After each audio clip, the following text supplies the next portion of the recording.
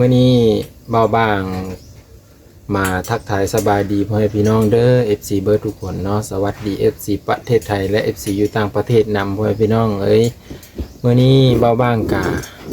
ได้เลื่อนไปอ่านคอมเมนต์อีกเนาะกะหลายคนกะพ่อแม่พี่น้องกะแบบเป็นห่วงเนาะเป็นห่วงยานแบบว่าญาติของบ่าวนงนี่ไปแย่งเอาดินเอาดอนเพื่อบ่อหันนะก็คือบ่าวนงเพิ่นก็ได้ไปเว้าบอกลุงอาจแล้วพ่อแม่พี่น้องเนาะFC ก็บ่ต้องเป็นห่วงเนาะตัวนี้ก็ได้พ่อแม่พี่น้องบ่บ้างก็เป็นห่วงใน FC คือกันถึงออกมาเว้าพ่อแม่พี่น้องเนาะก็ขอให้เพิ่นรับชมคลิปแล้วก็เพิ่นเป็นกำลังใจให้เฮานะพ่อแม่พี่น้องบ่บ้างก็ขอบพระคุณเบิดทุกคนเด้อเนาะที่มาให้กำลังใจและติดตามพ่อแม่พี่น้องมาว่างกับบ่อยากสร้างดราม่าอีกอย่างใดพ่อแม่พี่น้องเนาะก็คือที่ออกมาเว้ามาอัดคลิปพ่อแม่พี่น้องก็คือหลายๆคนเพิ่นก็เป็นห่วงเนาะก็แม่นความเพิ่นพ่อแม่พี่น้องบ่ว่างกะน้อมรับทุกคนเด้อพ่อแม่พี่น้องเด้อถ้าผิดพลาดบ่ว่างขอโทษขออภัยหลายๆเนาะก็คือบ่ว่างจะบ่เอามาเว้าเด้อประเด็นที่เรื่องที่มันแบบให้เจ็บสมองไปพี่น้องเนาะก็คือว่าบางหันได้เลื่อนไปเห็น FC เพิ่นคอมเมนต์เนาะมีอยู่2คนที่คอมเมนต์คือกันพี่น้องก็คือ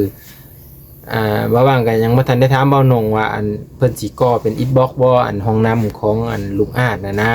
หรือว่าเพิ่นสิเฮ็ดเป็นอะลูซิงเนาะเห็น2ช่องทางเนาะเพิ่นคอมเมนต์มาพี่น้องก็คือเพิ่นบอกว่าให้เฮ็ดเป็นอะลูซิงเพิ่นน่ะเนาะอะลูซิงแม่นและอะลูซิงบ่แม่นสังกะสีแผ่นอะลูซิงแต่ก็บ่ฮู้ว่าเขาขายเม็ดละ100บ่หรือ150หรือ170ตัวนี้ก็บ่บางหยังบ่ทันฮู้เด้อตัวนี้เด้อเนาะก็คือความแน่นหนาความมั่นคงหรือว่าอีหยังนี่ก็สิบ่แพ้อีบล็อกเนาะแต่ก็เรื่องประหยัดงบนี่ก็แม่นอะลูซิงเนาะเพิ่นว่าอะลูซิงนี่ถ้าได้เฮ็ดห้องน้ำนี่มันก็สิประหยัดงบไปอีกเพิ่นว่าเนาะแต่ก็ได้ซื้อไม้แหละเอาไม้มาตอกเป็น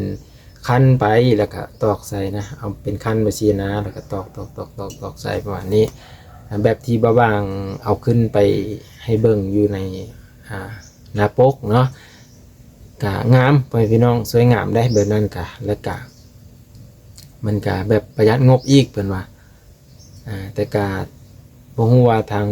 ผู้ใหญ่ใจดีเนาะเพิ่นสิให้เฮ็ดแบบใดเนาะเฮาก็เฮ็ดตามแบบของเพิ่นพี่น้องเพราะบางก็บ่ทันถามเบานงเทื่อว่าเบานงเพิ่นสิเฮ็ดแบบใดนะเกี่ยวกับห้องน้ำเนาะแต่ก็ขุดท่อก็คือพี่ๆได้เห็นในช่อง YouTube เบานงนั่นแหละเนาะขุดท่อก็คือดินมันเจือนแล้วทุกคนบางก็เป็นห่วงย่างมันไปฮอดดินเพิ่นพี่น้องเฮาขุดห่างออกมาประมาณ1 เมตรพี่ๆทุกคนก็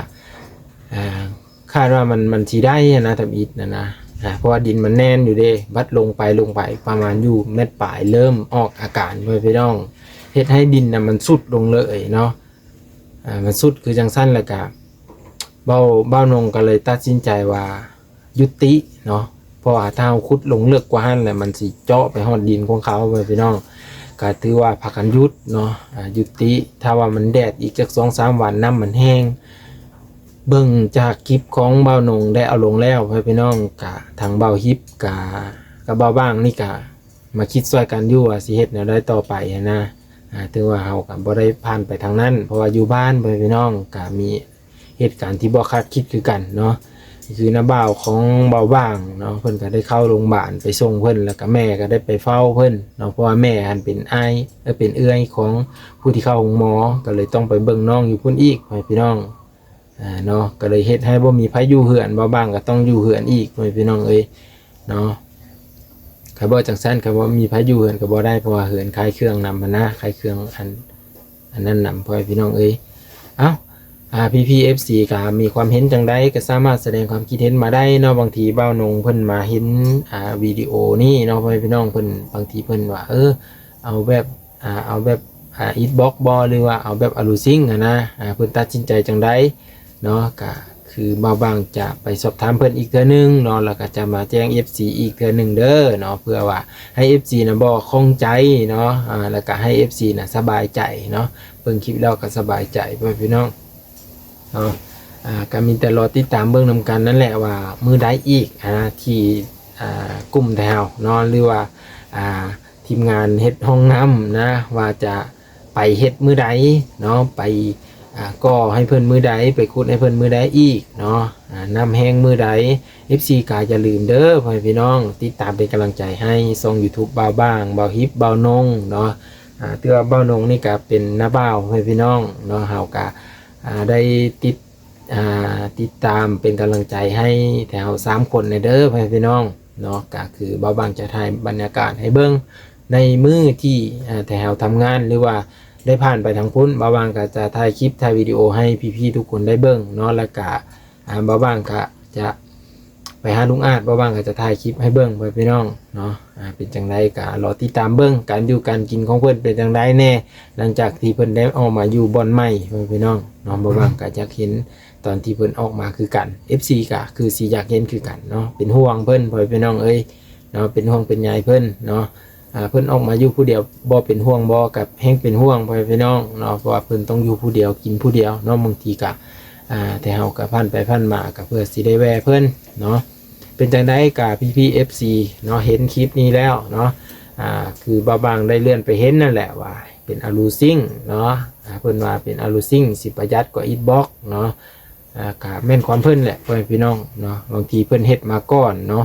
บางทีเพิ่นเฮ็ดห้องน้ำมาก่อนเพิ่นใส่เป็นอิฐบล็อกเนาะแล้วมันเปลืองเนาะเพิ่นก็ต้อง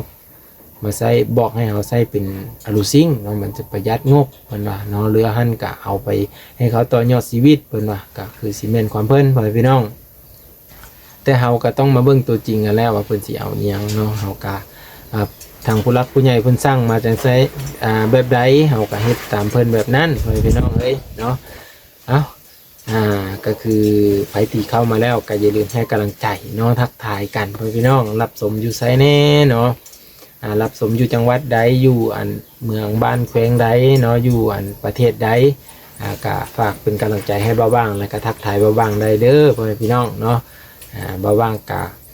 อยากมีพี่ๆ FC คือกันพ่อพี่น้องเนาะเพื่อสิได้ต่อยอดถ่ายคลิปนี่แหละพ่อพี่น้องคันบ่มี FC กับบ่มีเบาบ้างคันบ่มี FC กับเบาบ้างกับบ่มีกำลังใจเฮ็ดต่อพ่อพี่น้องก็คือเฮาไปหาลุงอาจเนาะเฮาไปหาลุงอาจก็คือ FC ของลุงอาจนี่หลายแฮงพ่อพี่น้องเนาะบ่ว่าจะไปหาน้องสายฟ้ากับ FC น้องสายฟ้านี่ซัพพอร์ตแฮงเนาะเพิ่นก็เบิ่งคลิปเบิ่งโฆษณาให้ก็เฮ็ดให้แบบเฮาได้ต่อยอดเนาะต่อยอดถ่ายคลิปถ่ายวิดีโอออกมาเนาะมีแบบกำลังใจสู้ต่อกันย้อนว่า FC เบิ่งโฆษณาให้พี่ๆทุกคนเลยเนาะบางก็ขอบพระคุณพี่ๆเบิร์ดทุกคนเนาะอย่าลืมเข้าไปติดตามคือเก้านั่นแหละพี่น้องช่อง YouTube บ่าวฮิปเนาะคนติดตามมากกว่า20คนพี่น้องเอ้ย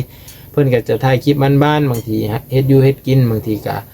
ไปหันไปนี่พี่น้องเนาะเพิ่นที่เพิ่นไปเที่ยวไปลิ้นอยู่ไสก็รอติดตามเบิ่งเพิ่นจะถ่ายให้เบิ่งกันอย่างอีกบ่ดนเพิ่นก็สิได้กลับเมื่อปากเสียแล้วเนาะไปเฮ็ดสวนกาแฟซอยป้าอยู่พุ่นเนาะ FC ก็ไปรอติดตามเบิ่งว่าสวนกาแฟทางพุ่นงามบ่หรือว่าจังใดเนาะก็คือบ่บางกับบ่าวนงเราจะอยู่ทางพี่เนาะถ้ามีโอกาสเราก็จะลงไปพุ่นคือกันเนาะลงไปพา FC นี่แหละไปเบิ่งบรรยากาศที่ทางพุ่นน่ะนะว่ามันงามขนาดใดเนาะหรือว่าอยากเห็นก็ไปเบิ่งได้เด้อคลิปเก่าๆพี่น้องบ่บางก็ถ่ายไว้อยู่แต่การมันก็บ่อยากคักปานใดเพราะว่าเราไปเฮ็ดเวียกตอนนั้นเราไปรับจ้างเราบ่ได้ไปแวะไปตั้งไปเที่ยวนะเราไปรับจ้างแหละอาศัยแบบถ่ายคลิปไปนำแน่นะพี่น้องในตอนนั้นบ่บางไปกับเงินเดือนอยู่2.5 ล้านประมาณนี้เนาะ2.5 ล้านบ่บางก็อยู่นำป้าตัวเองเนาะเพิ่นก็ให้เงินอยู่พี่น้องเอ้ยเนาะเพิ่นก็ให้เงินอยู่บ่บางก็เลยว่าได้ไปอยู่นำเพิ่นพี่น้องเนาะเก็บมะกะพีเก็บอันนั้นนี่แหละเนาะก็เลยเปลี่ยนให้น้องไปอยู่พุ่นเนาะบ่บางก็เลยขึ้นมาอยู่พี่FC ก็คือสิเห็นคลิปเนาะถ้าไปเลื่อนเบิ่งคลิปเก่าๆของบ่าวบางไว้พี่น้องเป็นจังได๋กับไผที่เป็น FC ของพ่อลุงอาจเนาะหรือว่าลุงอาจก็สามารถแสดงความคิดเห็นได้เนาะในคลิปวิดีโอนี้ที่บ่าวบางเว้าถึงว่าอะลูซิงและอิฐบล็อกเนาะตัวใดมันแน่นนะกว่ากันตัวใดมันประหยัดงบหลายกว่ากันเนาะจากที่ประสบการณ์ที่ผู้เคยเฮ็ดมาก่อนเนาะเคยสร้างห้องน้ำมาก่อนเนาะก็เพื่อเป็นแนวทางให้กับคนที่บ่เคยเฮ็ด หรือว่าบ่เคยได้ห้องน้ำแล้วก็มาเฮ็ดห้องน้ำว่ามันประหยัดงบไปหลายเติบประมาณนี้นะก็ FC ก็สามารถแสดงความคิดเห็นได้เพื่อจะให้เบาบางไปเนี่ยนำคนอื่นอีกเนาะว่ามันประหยัดหลายเนาะแล้วก็ใช้งานก็ทนทานสั้นเส้นกันเนาะเอาท้ายสุดนี้เบาบางขอบพระคุณ FC เด้อที่มาให้กำลังใจและติดตามเบาบางในช่อง YouTube เบาบางแล้วก็เบาฮิปเบานงนำการเพื่อพี่น้องเนาะเพื่อเป็นกำลังใจให้แถว3คนเนาะให้คลิปวิดีโอออกมาและเป็นกำลังใจให้พี่น้องเนาะขอบพระคุณเบิร์ดทุกคนบอกว่าจะอยู่ใต้อยู่เหนือเนาะอยู่ต่างประเทศบางๆก็ขอบพระคุณเบิร์ดทุกคน FC ประเทศไทยและต่างประเทศนำเด้อเนาะวิดีโอหน้าพอกันใหม่คลิปนี้ขอกล่าวคำว่าสวัสดีครับสบายดีขอบคุณครับ